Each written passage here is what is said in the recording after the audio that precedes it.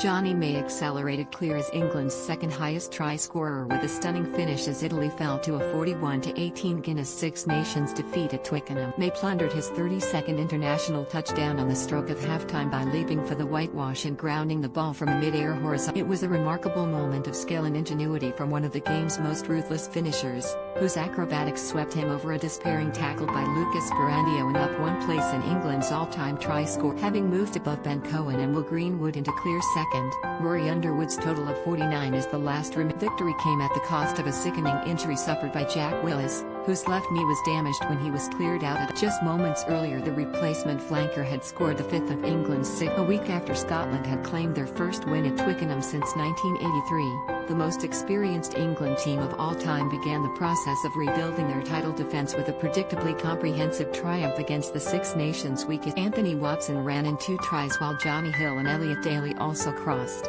but at times their play was scrappy and unconvincing, partly the result of Italy's stubborn resistance and occasional flourishes. The Azzurri's moments of promise were insufficient to prevent a 29th successive loss in the Six Nations, although on this occasion they were competitive if comprehensive. Loose memories of the Calcutta Cup debacle came rushing back as England conceded 2 early penalties before leaking a try after only 144 seconds as Monty Ioane capitalised on some sluggish defending. They had been caught cold by Italy's tempo with Watson and Daly at fault, but Owen Farrell settled nerves with a penalty as the setback made way for a spell of Red Rose dominance. A short-range free kick saw the ball retained in the pack and eventually the Azzurri cracked before the succession of pick-and-goes with Hill touching down. Fly half Paolo Garbisi was off the mark with a penalty that levelled the score, and while they were still in the fight, territory and possession were slipping away at an England's back three were dwarfing their contribution against Scotland, with Watson the most effective carrier, and the Bathwings' sidestep and injection of pace swept him over in the 26th minute. But for greater accuracy,